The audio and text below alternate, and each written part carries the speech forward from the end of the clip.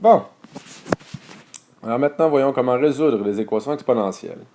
Donc, première des choses, il faut tout le temps obtenir la partie exponentielle d'un côté et tout le reste de l'autre. Autrement dit, je veux garder uniquement la base affectée de l'exposant. Donc, ici, là, dans mon premier exemple, ce que je veux obtenir, c'est avoir un 2. Oups, on ne prendra pas noir.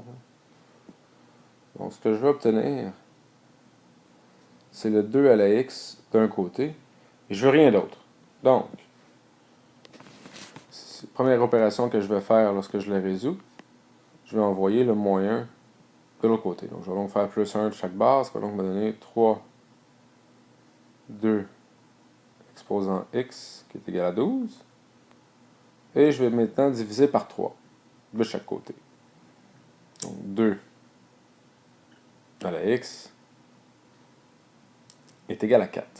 Bon. Ici, le premier exemple que j'ai utilisé est fort simple. Et c'est une méthode de résolution, mais le problème, c'est que cette méthode de résolution-là ne pourra pas nous permettre de résoudre toutes les équations de type exponentiel. Mais ici, 2 à la x, c'est égal à 4. Bien, on sait très bien que 2 à la x, donc 2, pardon, 2 à la 2 va être égal à 4.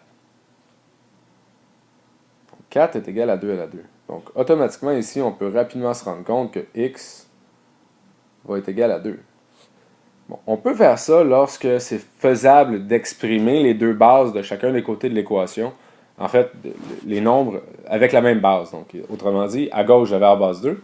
Du côté droit, j'avais un 4. Mais 4, je peux l'exprimer comme étant une puissance de 2. Lorsque c'est faisable, vous pouvez utiliser cette méthode-là. Le problème, c'est que lorsqu'on a des exposants qui sont décimaux, lorsque les réponses qui devraient donner, par exemple, x égale à 3,4, mais là, vous ne pourrez pas utiliser ça, à moins vraiment d'être une calculatrice humaine. Vous ne pourrez pas faire ce genre de calcul-là dans votre tête, là, mentalement. Fait que vous allez avoir besoin d'un autre type de résolution, d'une autre méthode de résolution pour résoudre les équations exponentielles, et ça va être la méthode qu'on utilise, où on utilise les logarithmes. Alors justement, le deuxième exemple qu'on a ici, je vais devoir m'en servir. Alors, on a 150 multiplié par 4 à la moins 2x moins 6 moins 3 quarts, qui est égal à 3 huitièmes. Donc, première des choses, je veux me débarrasser du moins 3 quarts. Je vais donc additionner 3 quarts de chaque côté. Bon, si j'additionne 3 quarts de chaque côté, je vais donc additionner 6 huitièmes, ce qui me donne donc 9 huitièmes. J'ai donc 150 fois 4 à la moins 2x moins 6 est égal à 9 huitièmes.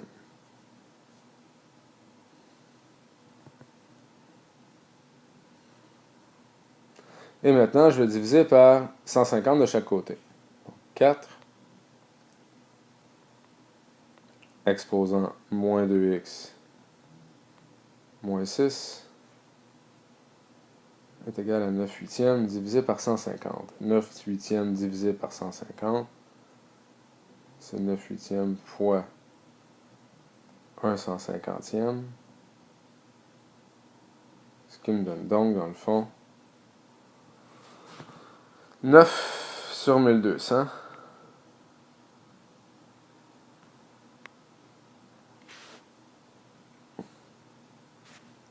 ou 3 sur 400, si je simplifie, si je réduis.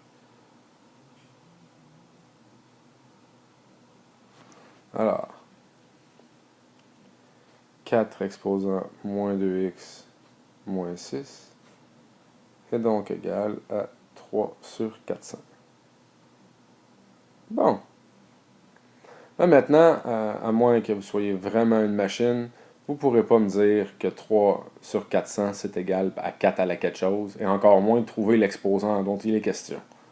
Donc, on va servir des logarithmes. Alors, si je fais le logarithme du côté droit, donc logarithme de 4 à la moins 2x moins 6, c'est égal à logarithme de 3 sur 400. Parce que si je fais l'opération d'un bord, il faut que je le fasse sur l'autre. Et donc, logarithme de 3 sur 400, on a la chance de savoir c'est égal à combien, puisqu'on a une calculatrice. Donc, vous prenez votre calculatrice et vous allez taper logarithme de 3 400e. je vais le faire un petit peu plus tard. Pour l'instant, moi, je vais m'attaquer à l'expression du côté gauche. Il y a une loi des logarithmes qui nous dit que je peux mettre l'exposant, je peux venir le porter devant le logarithme. Donc, c'est une multiplication. J'ai donc moins 2x moins 6 que je vais multiplier par le logarithme de 4. Et ça, c'est égal au logarithme de 3 sur 400.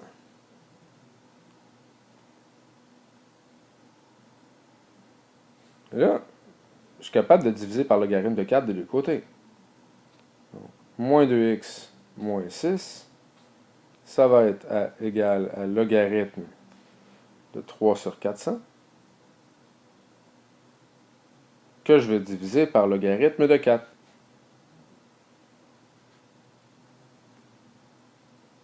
Bon, là, à un moment donné, là, on va arrêter de faire des logarithmes partout. Là, on va aller faire les calculs, parce que ça commence à devenir un peu lourd comme écriture. Alors, log de 3 sur 400 divisé par log de 4, c'est environ égal à moins 3,53. Ça, c'est égal à moins 2x moins 6. Donc, ça devient facile de résoudre le reste. Moins 2x va donc être égal à 2,47. Environ égal, excusez. Ce qui veut donc dire que x va être environ égal à